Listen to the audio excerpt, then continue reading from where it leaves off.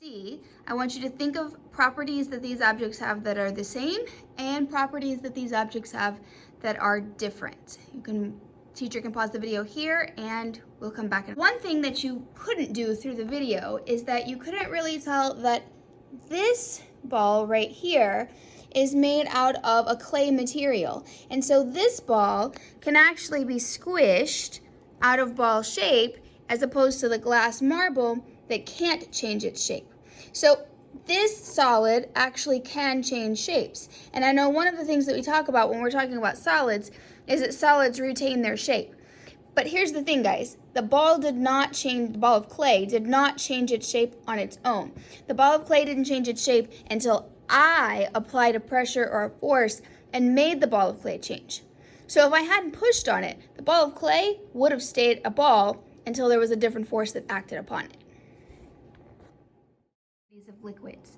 So in this baby food jar, all I have is some water. It's just plain regular water. And what you should notice about the water is that it takes the shape of the jar. And so if the jar is upright like this, the water is forming to the shape of the jar and it has a nice flat level surface.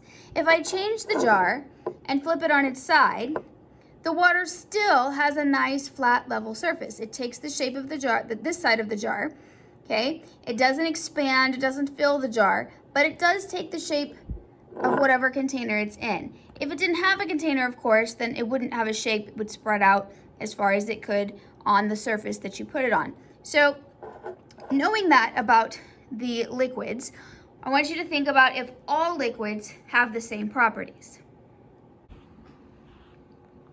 Okay, so here we have 4 different liquids, and they're just labeled on the tops A, B, C, and D. And so if we have these 4 liquids and we want to talk about properties of liquids, they all have a nice flat level surface and they all take the shape of their container. But something that can be different about liquids is how the liquid behaves. Okay, take liquid A, for example.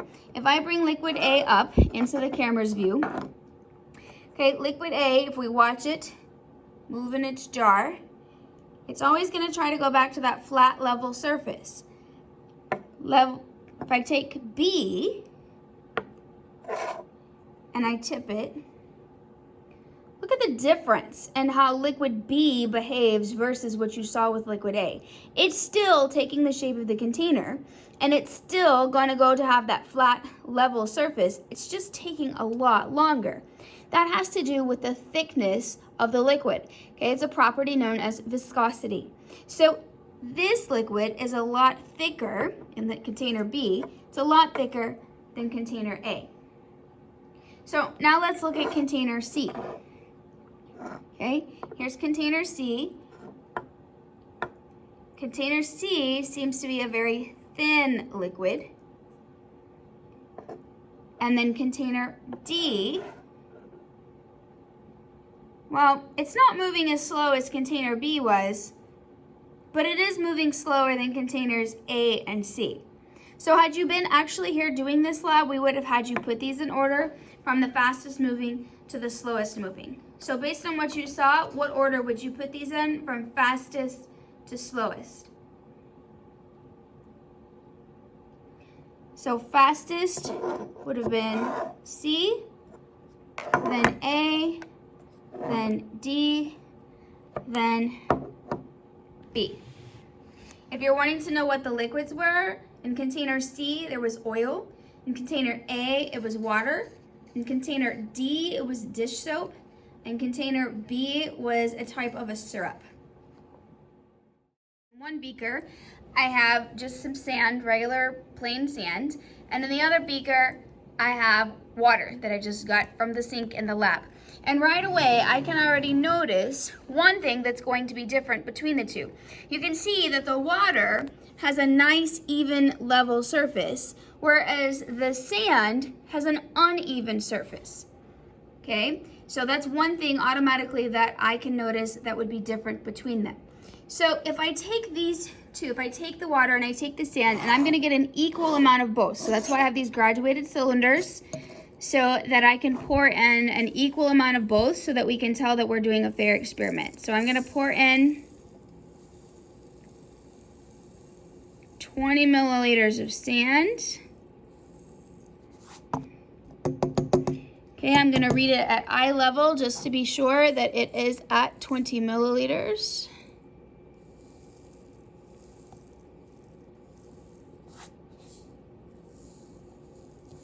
All right, and then I'm gonna do the same thing with the water. I'm gonna get 20 milliliters of water in this graduated cylinder.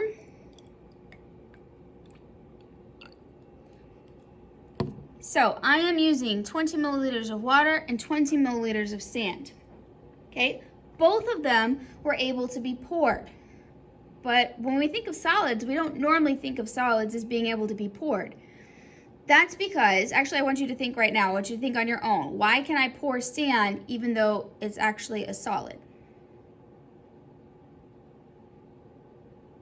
So if you said that I could pour the sand because it's actually a lot of tiny little solids, you would be correct. It's kind of like pouring gumballs. If you get enough of them into a big enough container, you can actually pour them out too. These are just tinier pieces. So here I have just a white tray that I'm gonna bring out.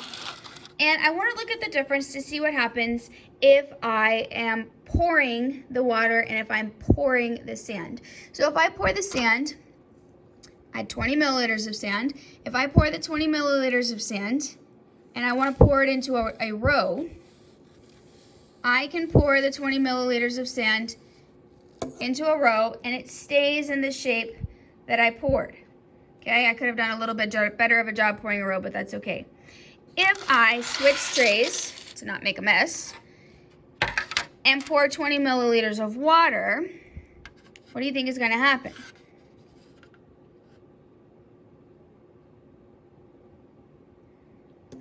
My 20 milliliters of water does not stay in the row. In fact, my 20 milliliters of water starts moving around trying to take the shape of the container, but there's not enough water to make that large rectangle shape. So it just does the best that it can and fills up what space is available. I also noticed that it goes more to this side of the tray than this side, meaning the tray is probably a little bit warped pushing in that direction. But my water's not gonna stay in a row like my sand was able to stay in a row over here. So that's one of the differences, okay, is the water does not hold its shape. The sand will hold its shape, okay? The sand will hold whatever shape I give it. So if I take my sand and I squish it into a nice pile here, the sand will hold the shape that I give it. The water, if I squish that into a pile, it's not going to hold that shape. Okay, it's going to go back to take the shape of the container. So the sand can pile up and the water cannot. Take this blue marble and I drop it into what's left of the sand here. It's actually gonna sit at the top of the sand. It does not go through, okay? If I take it and put it into the water, it will actually sink down through the water, okay? So a liquid is not going to support objects that are stacked on it. Sand can actually support objects that are stacked on it. The liquid cannot. So, can air take up space in the water? I've got a plastic cup, paper towel, dry paper towel right out of the dispenser. And what I'm going to do is wad it up, put it inside the cup, and I'm going to use a piece of tape to secure the paper towel inside the cup. That way it doesn't come out. Now for this lab, we want to see what's going to happen. What I'm about to do is take the cup and put it into the tank of water. I'm going to be putting it face down or top down. And I wonder what will happen with the paper towel when I put it face down. You ready? Here we go. Remember, all that's in the cup is a dry paper towel that's been taped down.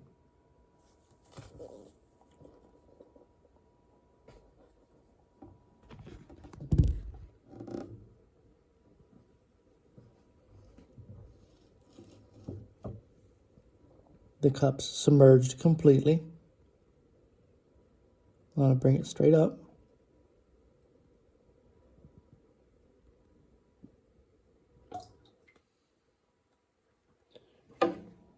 Here's the cup. It's wet on the outside. Just reach in here. Look, the paper towel is completely dry. All right, I'm going to take the same paper towel, put it back in the same cup. It's dry. Now I'm going to take the cup and I'm going to be putting it into the container differently. So I'm going to take my cup and I'm putting it in sideways.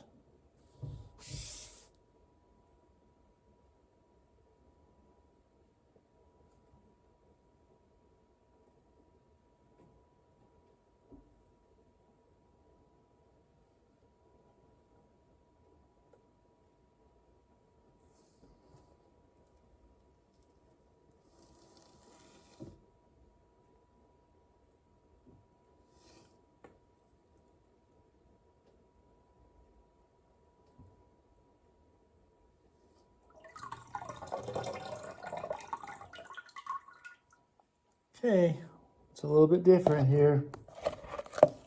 Remember, the cup went in sideways like this, and look, our paper towel, saturated, totally wet. Does air take up space? I've got plastic straw, Ziploc bag, and an envelope, just a regular envelope. And I wonder, what are the physical properties of this plastic bag?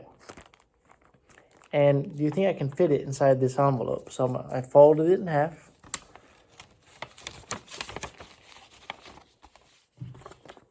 It's in the envelope. Nice and neat. I could even seal this up and no one would know it was in here. Right? But I wonder what will happen if I inflate this with air. So here we go.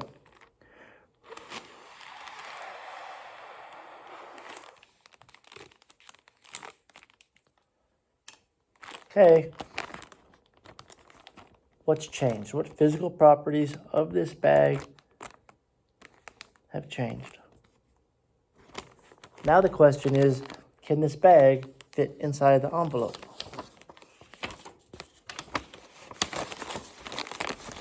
Well, there's your answer.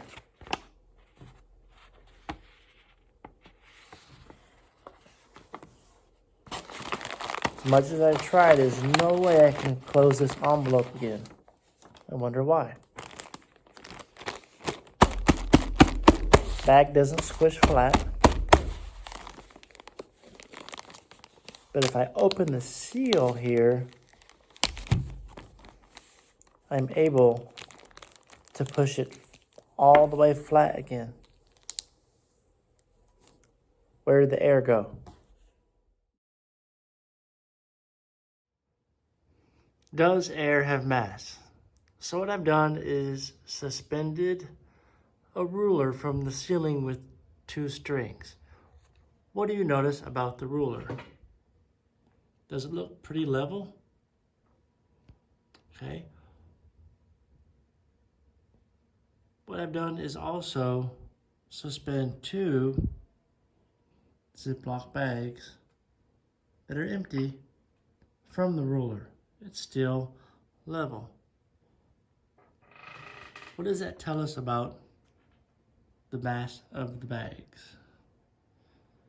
So I'm going to change it. What I'm going to do is come over here and blow some air into one of the bags.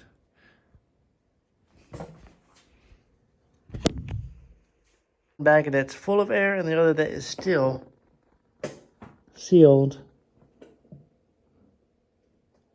Let's see how it's changed our ruler. Remember, the bag on the left is the bag that's got full of air. The ruler is leaning to the left. That's the side that has the inflated bag of air.